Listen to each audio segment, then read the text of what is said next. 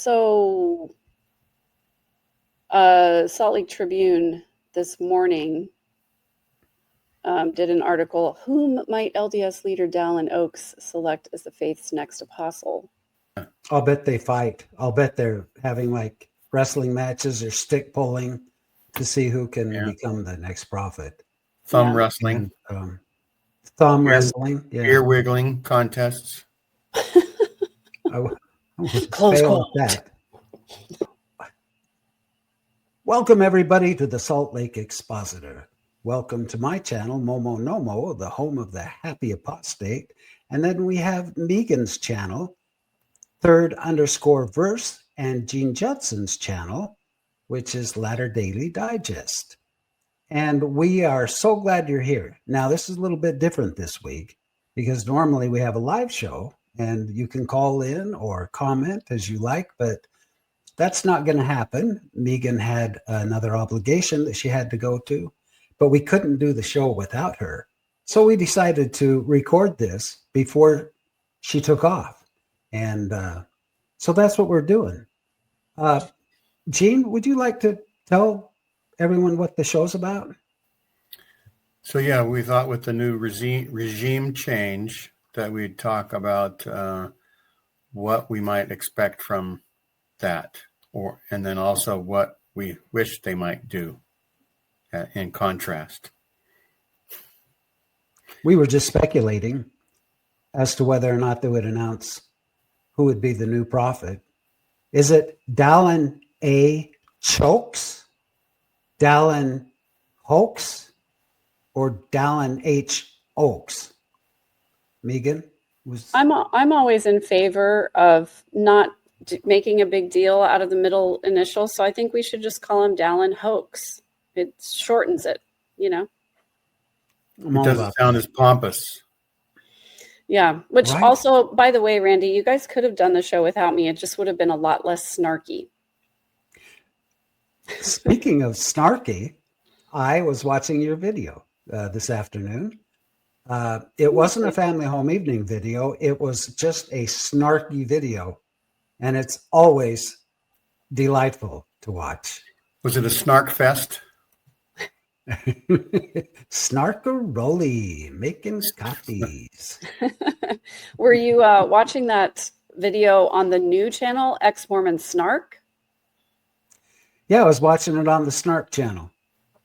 Awesome. Ex-Mormon Snark. Or if you want to shorten that up a little, you could say where every week is Snark Week. That's right. Right. That's right. And if you're afraid of snarks, you can always go to her Megan's other channel, Third_Verse. Yeah, well, I decided snarks. Nor am I. In fact, I live with it daily. It's just my personality.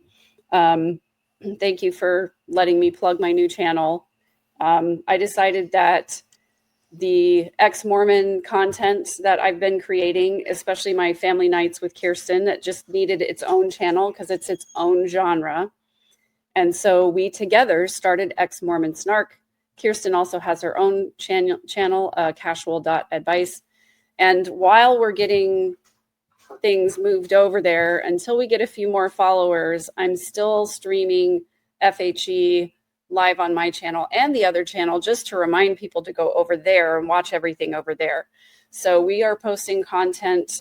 We've got one live a week. We've got one short a day, and we've got at least one other video during the week that comes out. So be sure to subscribe over there so you don't miss out on any of the fun.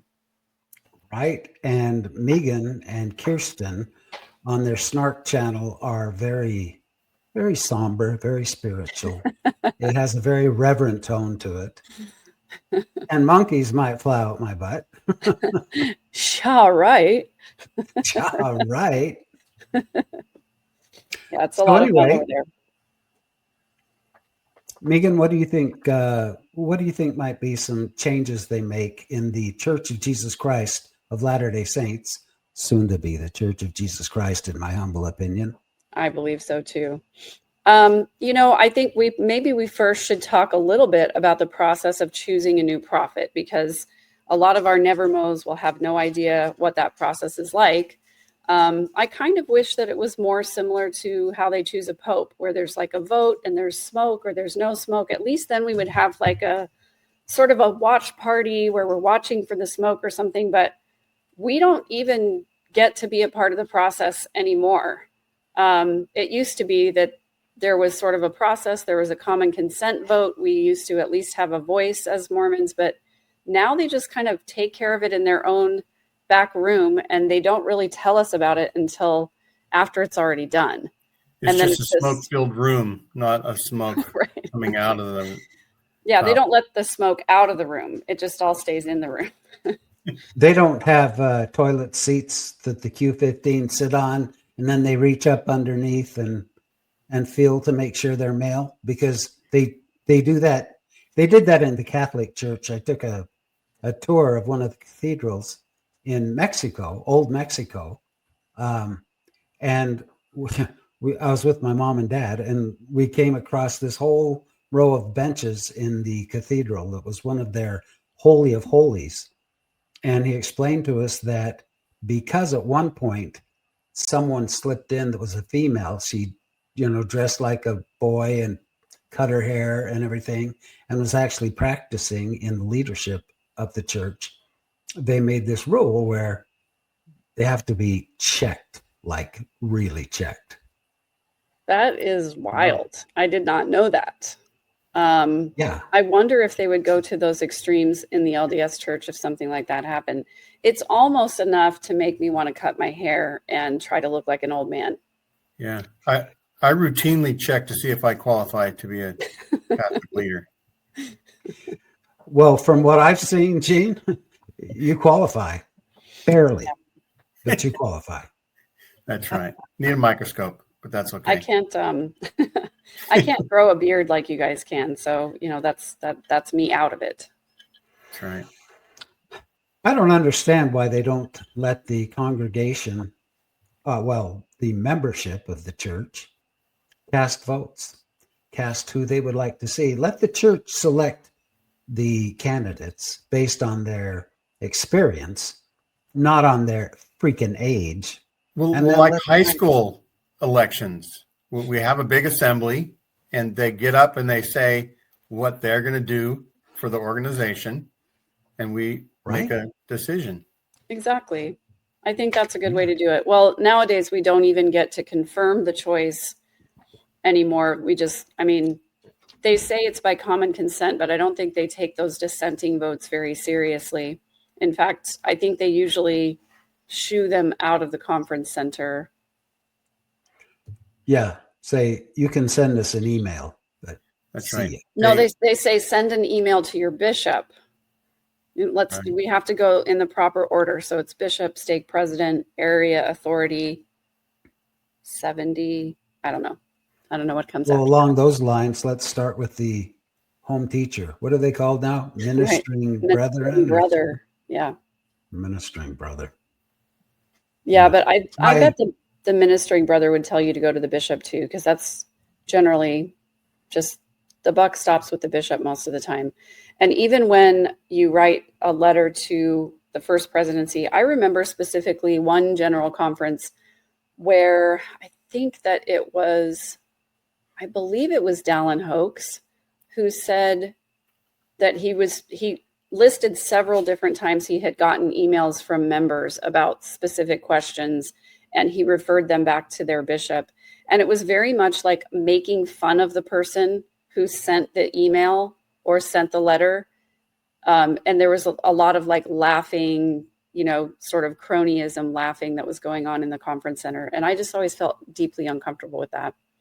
But that's awkward, especially if the letter you send to Dallin Hoax says something like, I can't stand my bishop. I don't think he's worthy, and want to accuse him of this. He's like, go to your bishop. I remember when my uncle was called to be the bishop of his ward, and I was like, him? Really? Scraping the bottom of the barrel. I mean, I knew some things about my uncle that were kind of unsavory, so I was like, that's the best guy that they've got in their ward? That must be a pretty happening ward then. They must be having parties and all that stuff. Sometimes I got, Coca-Cola drinking uncle. No, this was the uncle whose wife routinely used to make rum cake with real rum in the icing. So it wasn't like the rum cooked out of it. It was, right? It was full on rum cake. Anyway, I freaking love rum cake. I do too. Right, and Really Megan good. actually started to say how the prophet gets chosen. And Right. did we finish that, or We didn't. So we should explain. So there's the quorum of the 12 apostles. Pretend this hand has 12 fingers on it. And then there's the first presidency, which is the prophet and his two counselors. And there are also apostles. So there's 15 also apostles altogether. Right. Total of 15. So when the prophet Which makes dies, no sense to me. Yeah, it doesn't. There's 12 apostles, but there's really 15 apostles. But anyway, so when the prophet dies, the two counselors go back into the quorum of the 14 now apostles. Yeah. And they go back to their place in the order that they were right. And then it's called. And then it's the senior most apostle that is generally called to be the next prophet. Now, senior doesn't mean oldest. It means the one who's been in the quorum of the 12, 13, 14, or 15 apostles for the longest. Longest continually serving apostle. And so right now, Dallin Hoax fits that bill at the age of 93, which I think is the same age at which Russell Nelson became prophet. Isn't that right? Well, now right there, does Uchtdorf, he doesn't qualify because didn't he get suspension or something? Well, no. So he used to be in the first presidency, and then he went back into the quorum of the 12 apostles and got replaced in the first presidency, which I think is unprecedented. I think that's the first time that's ever happened. But he still hasn't been an apostle longer than Dallin Oaks has. Hugh B. Brown in the 60s was demoted. Okay. But Uchtdorf and Susan's husband, David Bednar, came in at the same time. And so they've been in equally long. But I don't think Dallin Hoax will anyway. So that's the process. It's the senior most apostle that generally speaking takes over. And I remember hearing a talk in conference about this process. And, whoever it was that was speaking was just very effusive about how loving everybody was and how there was no contention or competing, nobody vying for positions. They just accepted it. And also they all prayed and they all got the same answer. So I'd like to congratulate you on that incredibly appropriate use of the term effusive. Oh, thank you. Very impressive. Thank you for that. So they liked us to think that they pray about it and get an answer from God. But when you already have a thing in mind, what's the likelihood that you're going to get an answer that's different from literally everyone else? And I wonder what would happen in that case. Let's say that Bednar just was like, guys, I'm just not feeling it. I'm not getting the answer that it's Oaks. I'm getting the answer it's supposed to be me. Well, he probably thinks that. He probably does. He's one of those that I would love to buy for what he's worth and sell for what he thinks he's worth. That would be a great investment. That would be a great flip. Definitely. So it's likely to be Dallin Oaks. He is a retired Utah Supreme Court judge. He has that legal background. So he's very legalistic about the way he, practices his faith and the way that he speaks about the church. And so I expect under his reign that there's going to be a lot more returning to fundamental ideals. And he's going to have a little battle about that because if they're wanting to really drop the Latter-day Saints from the name of the church, I don't know how many people are going to be on board with that. However, that said, he can just do it. He doesn't have to really get approval from anybody. He can just say that they agreed, or he can tell them after the fact and be like, challenge me, get a different answer from God. Nobody's the boss of him. That's right. And his last talk, he talked about temporary commandments. That's right. That's So right. And everything's on the table. yep. And by the way, I believe that was 100% gaslighting.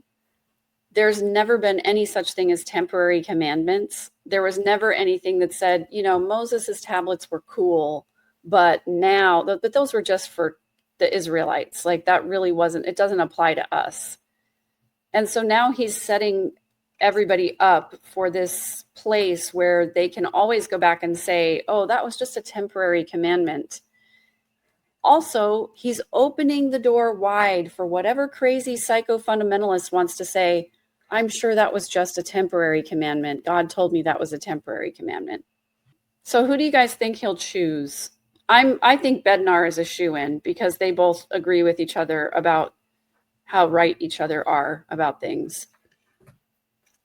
Yeah, they're mutual butt kissers, and Bednar is a sour individual. And I think that's what they're looking for. Sour, bitter individuals who Also, don't care what anyone else thinks. If you think about it, Eyring might pass on soon, just like Dallin Oaks. And if Bednar is in there when the next president comes along, and do we decide it might be Uchtdorf if those two die? No, because Bednar and Uchtdorf came in at the same time. So there would be, I guess it would come down to literally whose name was announced first in that case. But are they the next ones? I thought there was somebody else who was more senior. Holland. What about Holland? Yes. Holland and Bednar. No, Holland and Oaks and Eyring probably won't make it to 2030, right? No matter what. And I think at that time, if Bednar is in the presidency, that would almost make, once Uchtdorf becomes president, Bednar to be in his presidency. And well, so that would keep the conservative thing sort of unless he demotes him, right? Right. There's really not such a thing as a progressive apostle unless you want to count Uchtdorf, and that's probably why he got demoted, in my opinion. But here's a really helpful graphic that I can share with you. Oh. Can you add that to the stage? Oh, sure. Sorry. Thanks. Yeah, and we might want to let our viewing audience know that what you're going to see is graphic. It is a graphic. So you can see Russell Nelson at the top there. He's passed away now at 101. Dallin Oaks is just ahead of Henry Eyring. He's 93 years old. He's been serving since 1984. So he's got 41 years and 6 months. And then Henry B. Cryan, he's 92. And he's only got 30 years and 6 months. So Dallin Oaks has been serving for 11 years longer than Henry. I did not realize that. And then we've got Holland, who's been serving for 31 years. And Uchtdorf, who's been serving for 21 years. Oh, Cook. Wait a second. Where's our favorite? Oh my gosh. Yeah. I'm wrong. Am I wrong about this? That I thought he and Dieter came in at the same time. Yeah, but Dieter it's sort of like twins. The first one that comes out is the oldest. Oh, that's right. Yeah. So since Dieter was anointed or set apart or whatever they did. Had his calling and election made sure. Hopefully they don't go in alphabetical order because then Uchtdorf is out. Right. Well, I don't think they will. But here's what's interesting. Okay, let's just play things forward a little bit. So I don't think that Henry Eyring is going to outlast Dallin. I think once Dallin gets into the presidency, he's gonna hang on tooth and nail. It's my guess that probably Henry is going to pass on before Dallin does. So let's say that happens. I don't think Jeffrey Holland is that long either for this world, because Right. he's He looks looking worse for wear, honestly. Yeah, And there's a little Photoshop on that picture there. and almost every time he makes a talk nowadays, it's like his last testament of Jesus. Just like right, kind of who like was it? M. Russell Ballard did. No, not Ballard. It was Bruce R. McConkie. Yeah, Bruce R. McConkie did it. That's right. Bruce R. did. And then who else? Tommy Monson kind of did that a little bit towards the end. A little But bit. I think what's interesting is Holland is 84, Uchtdorf is 85. Uchtdorf looks 10 years younger than Holland right now. I mean, Yeah. these pictures are old. Holland does not look like that anymore, but Uchtdorf still does look like that. Right. Uchtdorf is a good-looking man, He and is. yeah, and Holland is really not. Yeah, Uchtdorf seems to me to be the kindest of the apostles, if I have to be honest about that. But anyway, I think that it's fairly likely that if it comes down to it, I don't think Uchtdorf will ever be, well, I mean, he could be, I guess. These guys are all getting up there in age and wear and tear. I think it's possible Uchtdorf could be the prophet someday. Yeah. Because he goes before Bednar. I didn't realize that. I thought Bednar was first. Yep. So by 2030, we'll say Uchtdorf's the prophet and president. Could be. Yeah. Well, Unless you two are acting- Bednar doses his milkshake with something, spikes with something. It's something. And that's what I was Because- thinking too, because it seems like Nelson has been getting all the apostles on like protein shakes Oh, and really? getting fit and trim. And one of the apostles is a billionaire because of his exercise equipment, right? Yeah. And maybe they've been giving everybody one of those because a No. lot of them have slimmed down. But now that Nelson's gone, they could start getting the full meal at the burger shop. Yeah. They can get the fries and the shake now because Nelson won't be. I feel like you two are acting as though this is up to the apostles of who becomes the next prophet, but we know that it's up to our dear Lord and Savior, Jesus Christ, the head of our church. That's what they'd But like it's- us to believe. It's coincidental that he's always chosen the most senior or the senior most apostle. Isn't that a coincidence? Mm-hmm. But what's interesting to me is that David Bednar, I think, is the youngest because he's 52. I really think he is the youngest. No, Patrick here, yeah. Bednar's 72. Yeah, I was going to say 52. Oh, yeah. You're right. Bednar's 6 I years was older than I looking- was. And yeah, he grew up in my steak. Yeah, I was looking at the age at call, so I was looking at the wrong metric there. And it's kind of disappointing because then it makes me realize that Patrick Kieran is the youngest and he's 64, which means he's, a couple years away from the time that most people would retire. All the rest of these guys should retire. I think there should be a retirement age for apostles, to be honest with you. Yeah, amen. And there shouldn't be, there should be a 2-year term limit.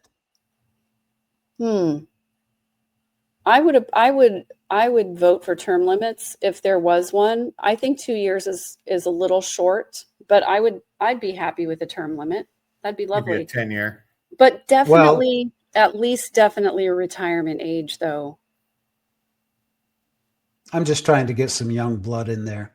Well, yeah, Right, me you too, know. because I think these guys are so far removed from the actual reality of day-to-day life in the lives of their members. I think they have no clue what their members go through because they have a set of circumstances which is so far above the normal average Mormon that they have no clue what normal average Mormons go through.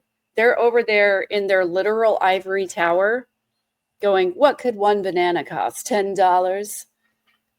They just have no idea. I was thinking that exact same example. They probably think bananas are $10. That's an Arrested Her. Development reference for those of you who have not partaken. So now that we know the process and we've gone over who we think it might be and the people coming, who do we think are going to be called as counselors? I already said one. I think Bednar is going to be a counselor. Do you guys have any guesses? I think we should throw Uchtdorf in there. I would really like to see him as a counselor. I would love to see him, but I don't think that Oaks is going to let him back in. He must have done something pretty bad. Yeah. Well, we know what he did, right? Do we? Didn't it have to do with politics? I'll just say one thing. The average age of the original quorum of the 12 apostles when it was created in April of 1835 was 29 years and 2 months. Gosh, I was going to say 37. Wow. 29? Yeah. I mean, that's young for a bishop nowadays. Of course, their life expectancy was a little bit shorter than it is nowadays, but even so, this, it's ridiculous. Almost exactly Joseph Smith's age as well. Right. I mean, it's ridiculous to me that we don't have anybody under 60 in this panel. Right. Not a single one of them. And that's one of the reasons why I think they're so out of touch. And I remember when President Hinckley went on Larry King show? Yes, thank you.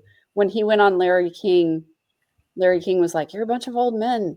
And he goes, "Isn't it wonderful that you're not blown about by every wind of doctrine?" Of course, as long as we're not dotty, which I think some of them are dotty, to be honest with you. I think. And then it's like, what the hell was God thinking in 1835? Why didn't he do a whole bunch of old guys if that was the best way? Well, because the church was so young that the newest members of the church, I mean, they didn't have anybody old enough who had been a member long enough that they were qualified enough to lead the whole church. I think that's why, but man. That's right, because we went from it's an ongoing restoration. When we were kids, we belonged to the restored gospel.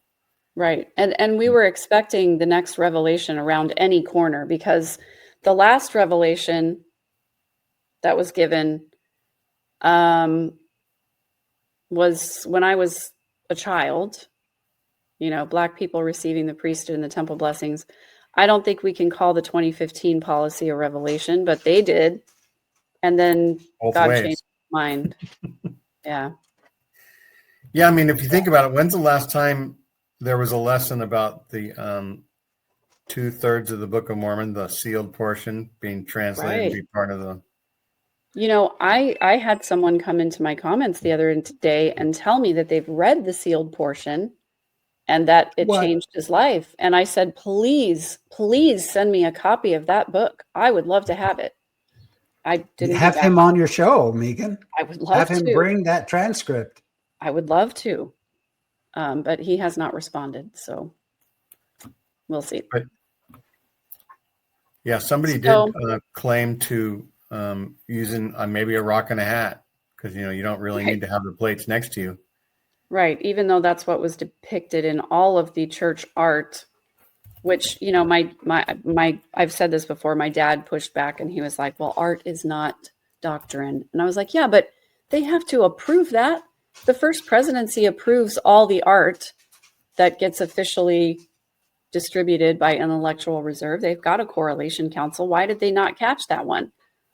If it's not art, then why did they have to cover Mary's, redo her painting so there was no cleavage that was showing? Oh. The painting that they doctored up that went into the church publications. Yeah, they actually changed the artist's depiction because it made some kind of insinuendo that Mary might have had breasts. That is my favorite new word, and I'm going to use it every day from now on. Insinuendo. I'm going to use it every day. It insinuates as an innuendo might. That's perfect. Chris Nemelka claimed to have produced the sealed portion, as well as somebody named Mauricio Berger. Never heard of that one. Nor have I. So now that we've talked about what do we think are going to be the big policy changes that come from this new regime?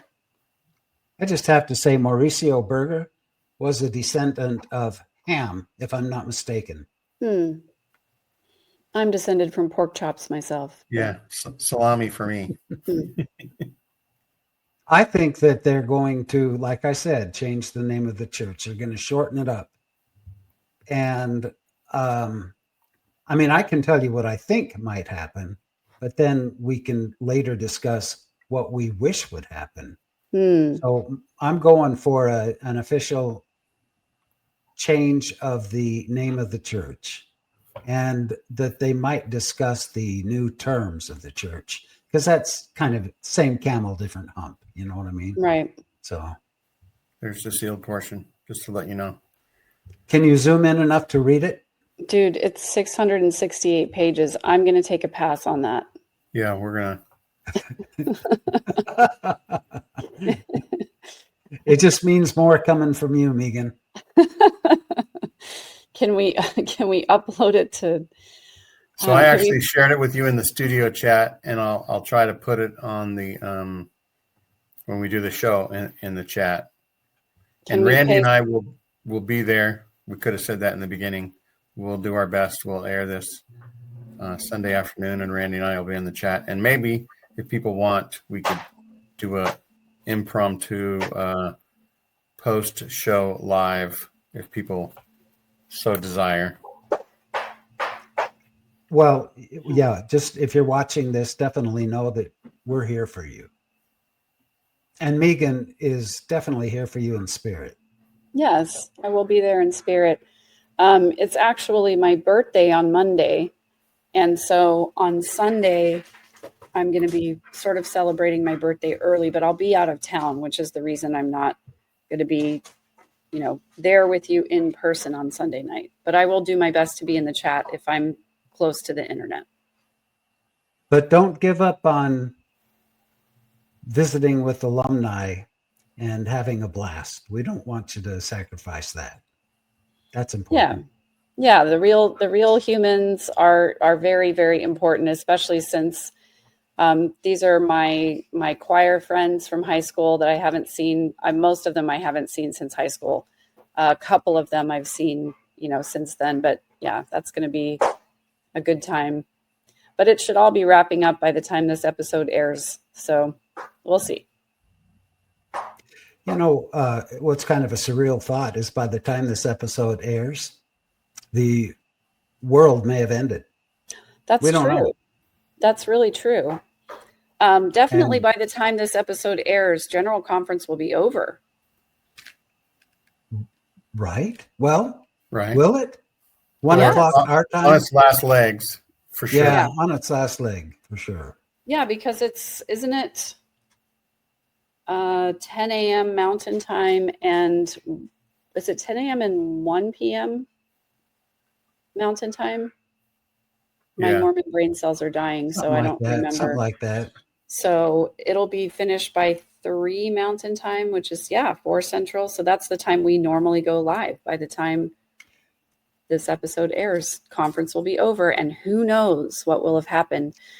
But I think we've heard a rumor that they're not going to announce the new prophet at conference. How weird is that? Well, that's ridiculous. And if they, by any chance, ask me, I'm going to tell them that, hey, you've got everybody together. You've got the whole freaking world watching. Go ahead and announce it. Right. Or, they're not going to announce it. They're going to ask for a vote of confidence or a vote of sustaining vote, where people will. Would it be sacrilegious then to say that if they're not going to announce the new president, they should have President Nelson present in his current state? Yeah, I don't think that is a thing they've done before. But they had a viewing already for him yesterday. Is that right? I believe. And then his funeral his official funeral doesn't happen until Tuesday, if I'm correct. And from what I remember reading on our show last time, is that they are not going to announce the new prophet until President Nelson has been appropriately memorialized. So yeah, we'll see. heaven I mean, forbid they could they have should. changed their mind, and there could be a prophet. I'm wondering if they do a sustaining vote and do the process of common consent as a thing. So we'll see what happens. Well, they've said they weren't going to, so I'm guessing that they're going to not do the sustaining vote. But I could be totally wrong. I also think it's possible that they'll call the new apostle at General Conference and sustain them in, but not have the official prophet announcement until afterwards, because that just gives them another convenient excuse to just go ahead and shift the power without the consenting vote. Well, okay. I just think it would be a good idea to get it done while we're all together. I do too. I just don't think they're going to. Well, there's an I article think that it's was 2 time days they ago would. that says 150 plus announcements and changes in the church since President Nelson became prophet. Wow. Oh, really? That's a lot. I didn't realize how many that was. I bet you not a single one of those was actually inspired by God. Just by Maybe saying that indigestion they're- at 3:00 in the morning. You know, every single time I think about Wendy Nelson talking about President that. Nelson, like getting up in the middle of the night and Kicking her out of the writing room. kicking her out of the room and all that stuff. I'm like, this dude probably just had some weird medication and he's having weird dreams and he thinks that it's coming from God and he's probably writing it down, wakes up the next morning, is like, what the hell did I write? I can't even read this. What's going on? Oh, speaking of weird dreams, Oh, and I don't know if this is prophetic, and I hope it's not foreshadowing, but I dreamt that I died and I came back as a spirit, and and everyone could see me, and I was flying around. I was at a big stadium, and my ex-father-in-law, who's in his 90s, they told me that it was time for him to go, so I swooped down and got his spirit and carried him up and was showing him around and how to fly and everything. It was the weirdest damn thing. I was dead and I was a spirit, but everyone could see me. you were the Grim Reaper. Yeah. I know, but I remember I was like light and white. I mean, not white skin, but white colored, you know. You were glowing white. I was white and delightsome. Yeah. But if he was yeah, smiling, he really. would have been the Grin Reaper. But I'm going to reveal something to you. Randy's been waiting for this. I know. Randy, Jean, can each of you please confirm that I have not told you this before, that I had a dream about Randy, I think 2 nights ago. No, you Oh, haven't. please tell me it's not me dying. No, it was not you dying. You telling us But- a dream about you dying. I am going to have to go and do my Jungian dream analysis on this, though, because it's very interesting. We were at a university. Randy was teaching a class of teachers, and he was having me as a guest lecturer. And we were reviewing a textbook that these teachers might use in their future teaching endeavors. And the subject was sex education. And Good for me. good for you, Randy. Yeah. So you were presenting this textbook to these teachers and saying, this is an excellent textbook for your, high school sex education class. And the reason you were having me as a guest lecturer is because I was the weird kid that wasn't allowed to take sex education in high school. And I had never seen this textbook before. And so as a person who never received the proper sex education in high school, you were trying to get my real-time reaction to this textbook and whether or not it might be It's almost like the sealed portion of that knowledge was going to be opened up to you. And Randy Yeah, I'm kind of flattered. Randy somewhere graduated cum laude, so that's why he would have. Was there any show and tell involved? There was no show and tell. No, there was no show and tell involved. It was all very respectful and professional. Apparently it was an excellent textbook because all of the students thought it was wonderful.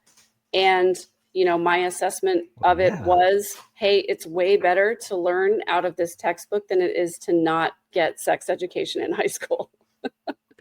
This And that's is almost prophetic of you, Megan. You might be a prophetess, because when I was with Disney, I did work in human resources as well. Aside from my normal job, I taught Manage the Managers, which is a course that Disney teaches on managing their managers. So that's kind of like teaching the teachers, right? Sure. Yeah, I think it is. Definitely. And I don't think I taught anything about sex education in there, but you know what? Probably, Times have changed. you probably taught about sexual harassment, though, at least. Yeah, that probably came up. Yeah. Not part of my curriculum, but that always comes up.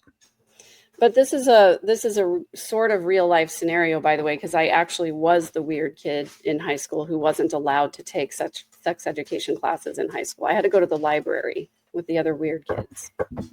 Right. Well, how did I do? Are you okay? Yeah, I mean, the students were very engaged. They loved you as a professor. It was clear that you were beloved by these students, and they trusted what you had to say, and they loved the textbook, and everybody just had a wonderful experience. I'm sure the textbook was incredible. Now Illustrated, I trust. Now I know what caused Randy's death. Going through that book on sex. It was the only pictures I remember from it were like the anatomical presentations were quite accurate, and they were very well done and descriptive. And yeah, that's all. Yeah. I knew there had to be a little anatomy in there, the way you were kind of smiling. So we'll have to do another show when you do your Jungian analysis. Yeah, my dream analysis. It was a weird one. That's hilarious. A lot of us will probably dream as we watch Conference. I'm not. What am I talking about? I never watch Conference. The only reason I might watch it this time is these curiosities about which we're conversing. Yeah, I definitely have. I completely lost interest in anything conference related. There was one time, I think, right after I left the church, that I watched a bunch of Nemo's conference recaps. I love Nemo's because he does the Joe, Jesus, or Russell comparison. Now what is he going to do this time? I guess he's going to still do it. He probably will add Oaks, I bet. Maybe. I don't know. I'm interested in seeing that, but I actually really like Julia from Analyzing Mormonism, because she does a conference recap, but it's like this long as opposed to like an hour long. Right. So I at one time I appreciated the detailed recaps, but I just don't care. The only thing that I'm interested in this time, though, is to see whether or not they're going to mention the recent Mormons in the news. I don't think they're going to touch the Charlie Kirk assassination at all, but both Oaks and Bednar made public statements about the shooting in Michigan. And Bednar actually went to Michigan to visit with the survivors. And that is way more attention than I think has ever been given to an LDS adjacent tragedy. I could be wrong about that, but that's what I remember. What do other churches do? Members of the church got together to raise funds for the shooter's family. Yeah, I saw that. In Michigan. I saw that. They did GoFundMe. On the news tonight, they said it was up to $275,000. Yeah. But the church didn't contribute. This had to be done by the members because the church can't afford that stuff. Like what would other churches do? Here's what, if they want, because the church is trying to like mainstream, right? I wonder if somebody at some point announces, we're still reeling from the tragedy that happened in Michigan. I had the M right in my brain, but let's have a moment of silence, right? If they do that, then they're trying to integrate with all the other churches and assemblies that happen Right. other places. Right.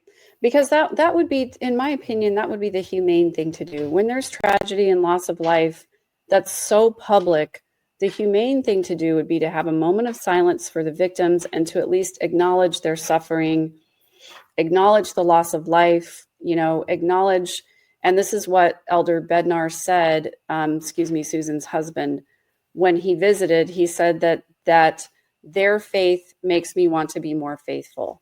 And I think that's a beautiful expression of faith. Let's say something about it in the most public meeting of this organization for this year. Like, let's acknowledge it instead of just ignoring it. I hope that's what happens. It's almost like Bednar said, I remember when I was just a commoner and had faith like they did. I must say that in light of some of these recent attacks, I hope that the church is wise enough to enact some security measures for General Conference and to beef up security a little bit. You know what, Randy? I thought you were going to say security measures at the ward level, which I don't think they'll ever do. But you know what? For General Conference, I bet they will. Because you know why? Because it's about protecting them. They might have Trump bring in the National Guard to protect them around the conference center. We did actually mention in our last show security at a ward level, which I think is extremely important. But, I sincerely doubt they'll discuss anything like that in conference. But it should be done. And if it isn't, then that's ignorance. That's ignorance, because unfortunately and sadly, it's always been that there's copycat crimes. Yes. So stop, nip it in the bud, put the security measures in. When someone gets hit by a car in an intersection, enough people get hit, they're going to put a stop sign up. Maybe put the stop sign up now with the church.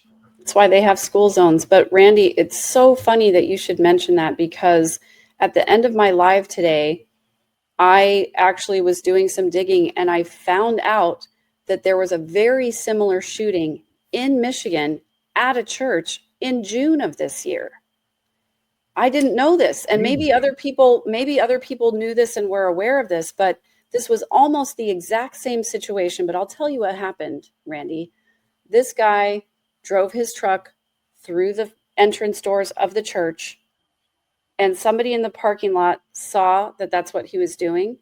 When the guy got out of his truck, the person in the parking lot hit him with their own car. And then the security guard at the church shot him dead before he was able to injure anybody else.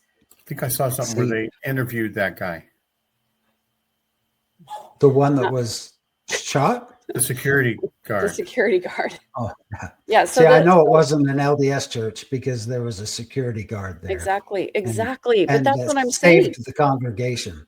This happened in Michigan, just 1 hour south of where this other incident took place, in a suburb of Detroit.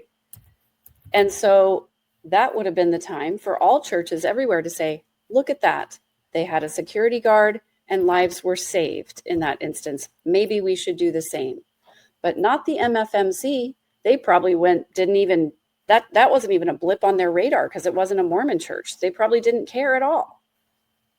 When you walk into Target, there's those big red cement balls that are spaced along. That's not because of their logo. That's a protective measure to keep people from driving into the store with their cars. Right. And I think that, Gene and I were talking earlier today, they should implement a measure like that. They can make them steel poles. They can make them look like scrolls. They can do whatever they want. Make them decorative if they want. Little Moroni's. Right. Little Moroni's. But put something up near the entrances of the church. So did you just... I did. Like you're drinking? That's the horn. That's Moroni's horn. Okay.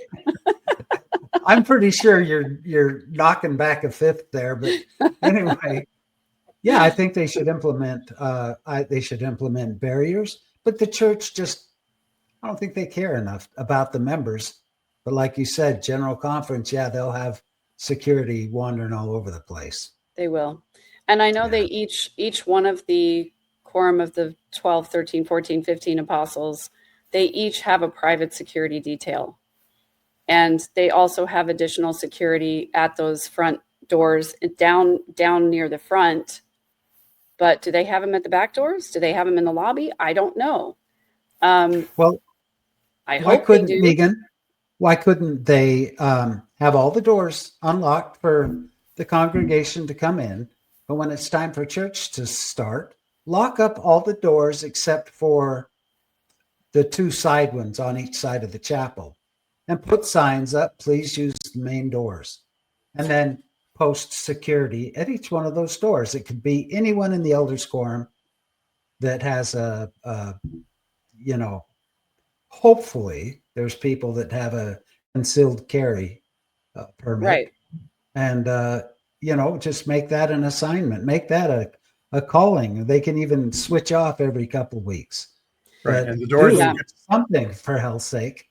the doors could be Well- locked, but you could still exit them in case there was a fire or something. Well, so Sure. a colleague of mine, former colleague of mine, was in the Parkland school shooting, and his idea, which I think is an excellent idea, is to have an alarm that's separate from the fire alarm that you can pull if there is an active shooter situation, which will lock certain doors and unlock other doors, unlock the escape doors, but lock the doors that, are keeping students safe and keeping students in.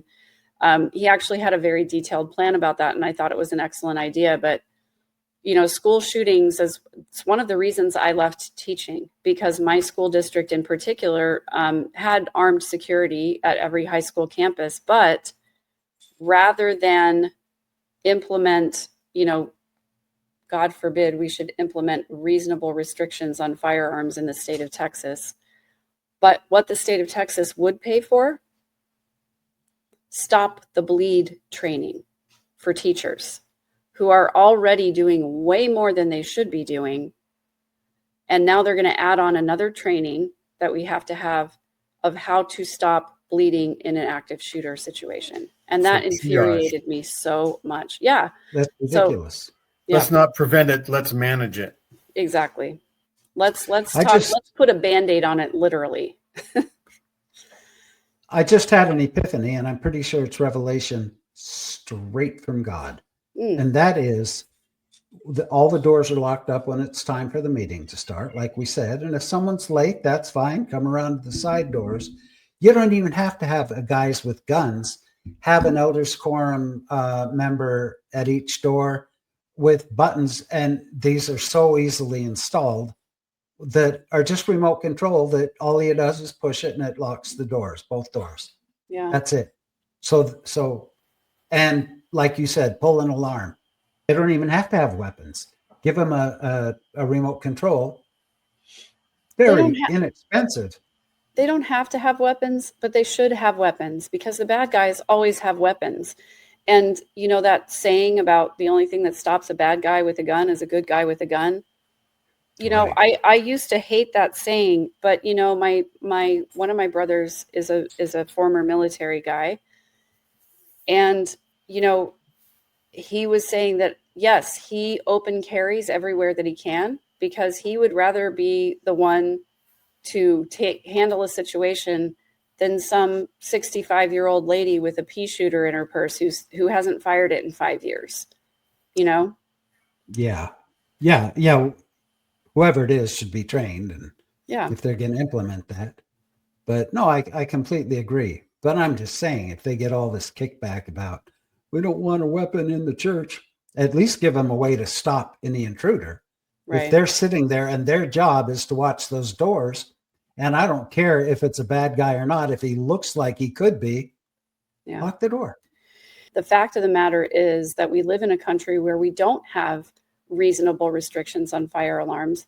We don't have reasonable restrictions on guns. And as long as that is the case, we need to, prepare as if we're going to encounter it someday, because churches are no longer safe. There have been shootings. And in fact, there was another one in a synagogue in New York City yesterday. Yeah. It's just churches and schools are no longer safe. And so the people who run churches and schools need to do whatever it takes to protect the people in them. And that's the hard part. So I think the bottom line is that, this new regime, I think Dallin Oaks is more of a fundamentalist than even Russell Nelson was. And so whatever changes that we see are going to be returning to fundamentalism more than they are being more loving, more accepting, instituting policies that would be better for the average everyday Mormon, because he's so far removed from that he doesn't know or care. Yeah, I know that Dallin Oaks did a crusade almost where, to reinstitute, taking the sacrament with your right hand, wearing white shirts when you're past the sacrament and stuff like that. Stuff Right. that Jesus, if he were real, wouldn't care about. So, yeah, I really hope to see some security measures implemented within the ward levels. But, I hope to hell at General Conference they have something set up, because like you said, there's already been a couple of church shootings since this one. I'm sure probably not copycat, but yeah.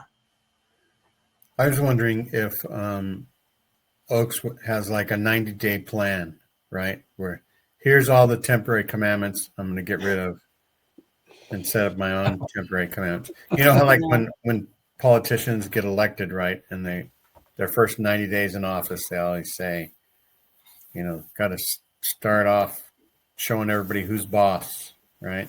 Yep. I think that's what's going to happen. All right. Yeah, Well, that does need to happen. I love you guys, but I have to go pick up my daughter. Right. Thanks for accommodating me so that we could still do a show. I appreciate your flexibility and your kindness. Well, we appreciate you coming on and making time to do that, because, you got a lot going. All right, then. Well, thanks everybody for watching. Share, like, and subscribe. And if you want to say things in the chat or in the comments, what you think the future portends, let us know. Yeah, we appreciate you liking and sharing this podcast. And who knows what today will be like, because we're not there yet, but we will be in just a few days. And Megan, we wish you a very safe journey. Be safe. And we can't wait to see you on Tuesdays with Tim. Yeah, thank you. And if people want to leave in the comments what their predictions are, we can always talk about that on our next episode. Yeah, although you won't need to predict, because you'll have already seen conference. You can pull a Joseph Smith. Well, predict what Oaks will do in the next 90 days. We'll see. Right. Gotcha. All right, gang. Have a great weekend, and we'll see you soon. Well, Sunday.